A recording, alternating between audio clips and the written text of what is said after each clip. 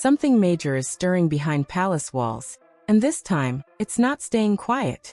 Lady C has stepped forward with shocking new claims about an investigation involving Archie and Lilibet, and the reaction from Meghan Markle is turning heads fast. What exactly has been uncovered? And why is it causing such a strong response now? Insiders are hinting that this situation goes deeper than anyone expected, with questions being raised that could shift how everything is viewed moving forward. Lady C isn't holding back either. She's laying out details that have people talking non-stop, and the tension around Meghan Markle's reaction is only making things more intense. Is this a misunderstanding being blown out of proportion?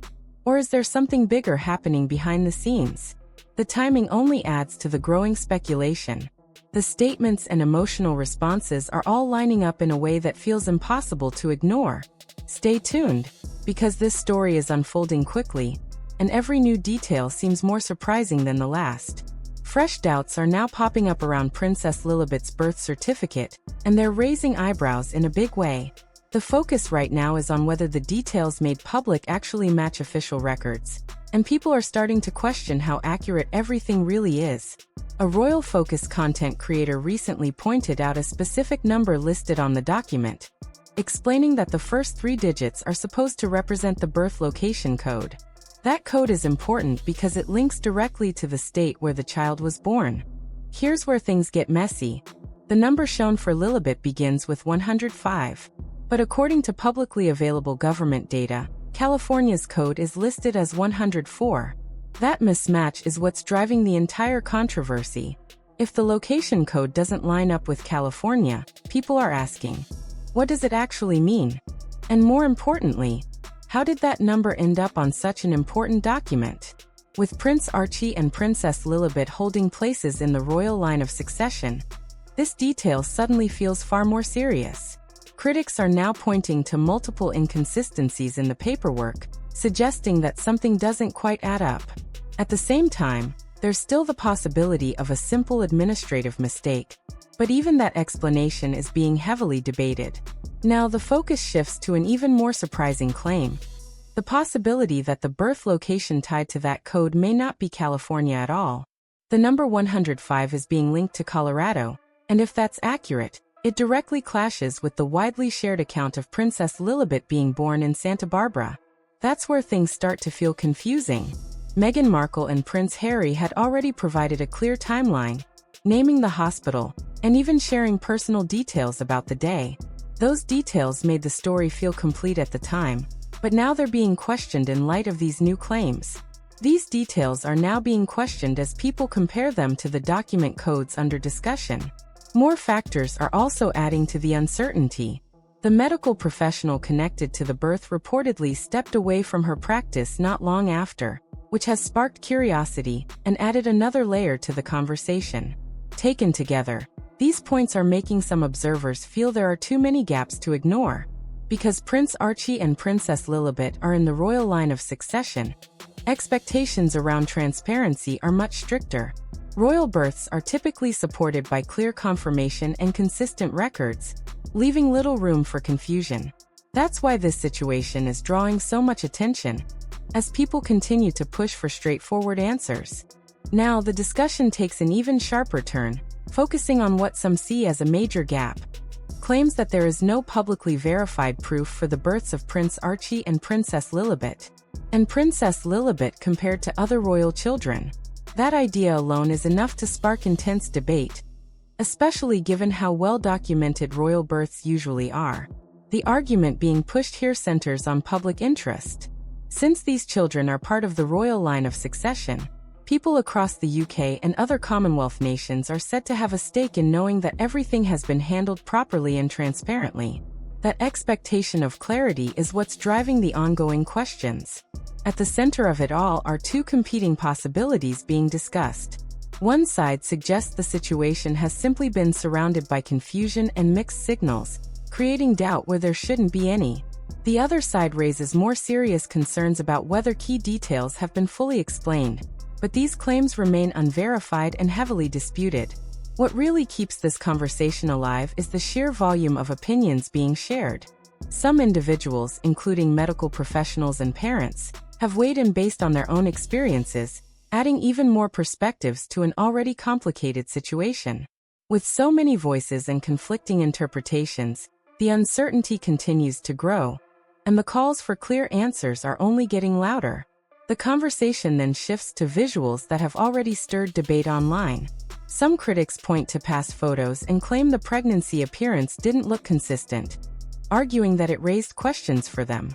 These opinions are being widely shared, even though they remain highly disputed and are not backed by confirmed evidence. From there, attention moves straight to the royal line of succession, and this is where things become even more intense. Official listings still place Prince Harry and his children in their respective positions, keeping the focus firmly on Prince Archie and Princess Lilibet as the discussion continues. Prince Harry, Prince Archie, and Princess Lilibet remain in their positions, clearly shown on the royal family's official records. That's what makes this situation feel so unresolved, because despite all the chatter and speculation, nothing has officially changed. There's also discussion about how different members of the royal family may view the situation. It's suggested that King Charles III prefers to avoid escalating tensions, while Prince William, as a future king, could take a firmer stance if needed. That contrast alone is fueling more curiosity about what might happen next. Another layer to this debate focuses on the children's connection to the UK. Some are now questioning whether being raised outside the country could eventually impact expectations tied to royal roles. That idea has sparked calls for a broader public discussion. At the same time, it's clear this topic sits within a much bigger and more sensitive conversation about tradition, identity, and how institutions evolve over time. The discussion then expands beyond the royal family into a much wider and far more sensitive issue. There's growing concern that opening up a public debate about the line of succession could quickly spiral into something much bigger than expected. The argument is that once questions like this go public, they don't stay contained for long. Instead, they can trigger intense disagreements, with different voices stepping in and pushing their own views, not just about succession, but about the monarchy itself. That kind of chain reaction is seen as risky, especially at a time when opinions are already deeply divided. Another key point is how complex the system actually is. Unlike some other monarchies, decisions in the UK aren't made with a single move. Because King Charles III is also head of state in multiple countries, any major change would involve more than just one nation, adding another layer of complexity to an already sensitive issue. That makes the entire situation far more complicated than it might seem on the surface. At the same time, there's recognition that not everyone even wants this debate to happen. Some believe pushing the issue could create unnecessary tension, while others feel transparency is more important. That split in opinion shows just how delicate this topic really is, and why it continues to spark such strong reactions.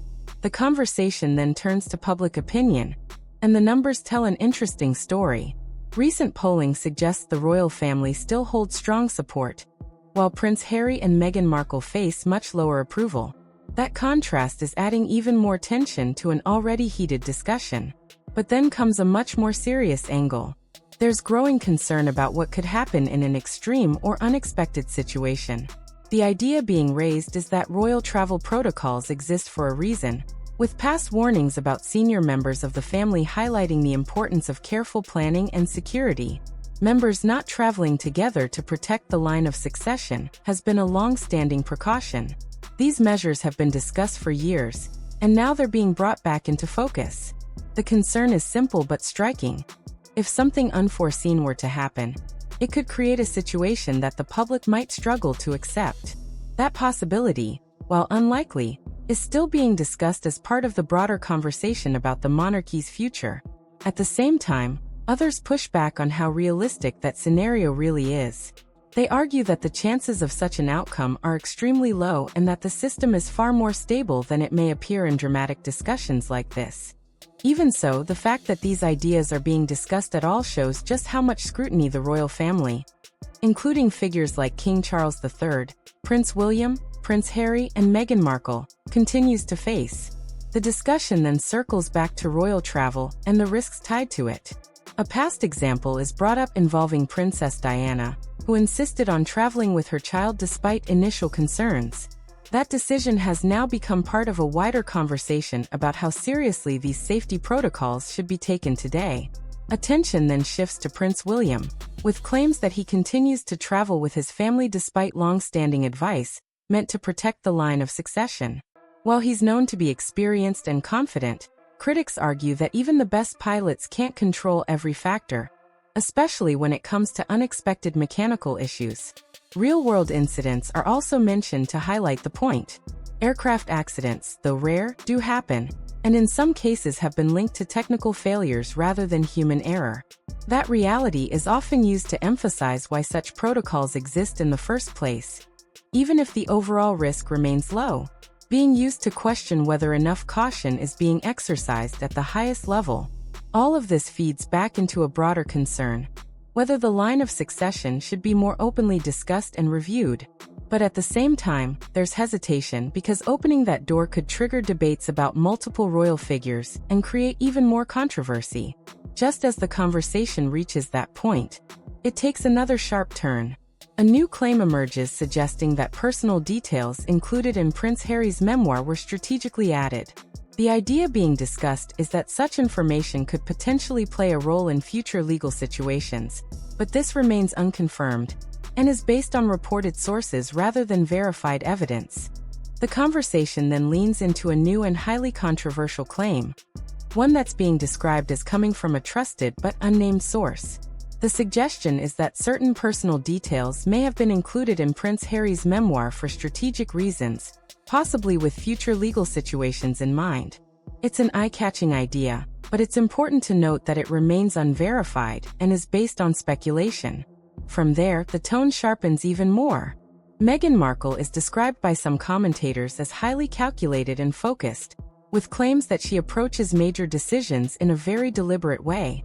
These opinions are being linked to references from past professional connections and media reports, which together create a narrative of someone who carefully plans her next move.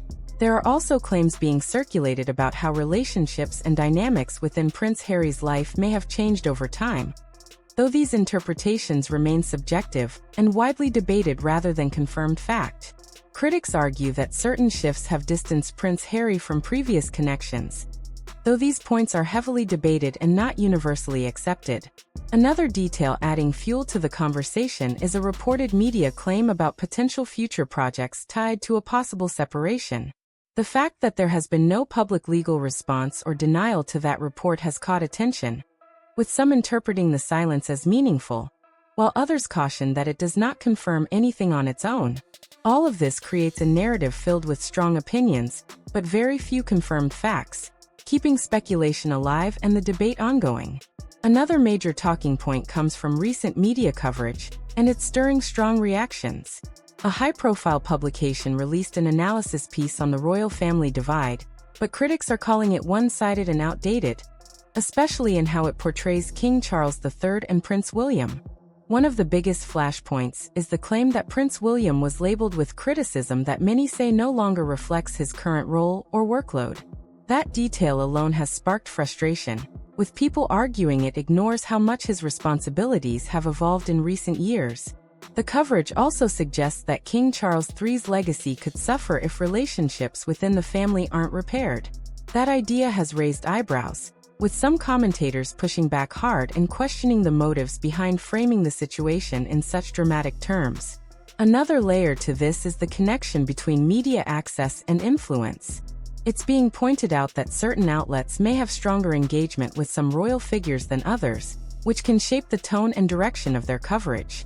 Events, interviews, and exclusives all play a role in that dynamic. Because of this, some believe there could be underlying incentives at play, whether audience interest, editorial direction, or broader media competition, all contributing to how narratives around Prince William, King Charles III, Prince Harry, and Meghan Markle are presented. At the same time, others argue it's simply part of how modern media operates, keeping the debate wide open and ongoing. The criticism toward that media coverage doesn't stop there, it actually gets even sharper. Some commentators are openly questioning the credibility of the outlet itself, arguing that the way the story was framed shows clear bias rather than balanced reporting. That frustration is growing, especially among those who feel the narrative is being pushed in a very specific direction. Another point raising eyebrows is the choice of commentary used in the piece, with critics suggesting that selective voices and framing can heavily influence how audiences interpret the situation involving Prince William, King Charles III, Prince Harry, and Meghan Markle. A former royal correspondent was quoted suggesting that King Charles III's legacy could be judged by his ability to maintain family unity. That idea sounds straightforward, but critics argue it oversimplifies a much more complex situation and places responsibility on one side while overlooking the broader context. There is also strong pushback against how blame is being assigned overall. Some voices in this discussion insist that tensions within the royal family didn't emerge suddenly, and that public criticism and media attention over the past few years have played a major role in shaping where things stand today. At the heart of it all is a bigger disagreement about accountability and perception. Who is responsible for repairing relationships, how much public image should influence private decisions, and whether the media is presenting the full picture, or just the version that generates the most attention? Those questions are keeping this debate loud, divided, and far from settled. The focus then shifts to King Charles III's long-term impact, and this is where a strong defense comes in. Supporters point to his decades of work through the Prince's Trust, now known as the King's Trust, highlighting the real difference it has made for young people across the UK and the Commonwealth. The argument is simple but powerful. Thousands of young people have been given opportunities, support, and direction through these programs, with many going on to build successful careers and stable lives. Some have even become well-known figures, while many others have quietly benefited in ways that don't always make headlines, but still represent a significant part of his public legacy that still matter just as much. Because of that, critics of the earlier media coverage say it ignores a large part of the bigger picture. They argue that focusing only on family tensions while overlooking years of charitable work creates a narrative that feels incomplete and unbalanced. There is also a belief that media outlets may highlight royal connections for visibility and audience interest, especially when access to senior figures is limited. That dynamic, according to some voices in this discussion, could influence how stories are framed and which angles receive the most attention. All of this brings the conversation back to one key point. Legacy is not built on a single storyline, and there is far more to consider when looking at the full picture of King Charles III and the broader royal family. As this story continues to unfold, one thing is clear. There are multiple perspectives, and the debate remains far from settled. There are still a lot of questions, a lot of opinions, and not nearly enough clear answers. From debates over official records to the broader conversation about the monarchy's future, this situation has people on all sides talking and watching very closely.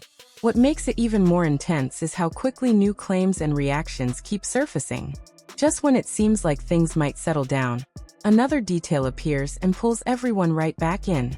And with so much attention on it, it's no surprise the discussion isn't going away anytime soon.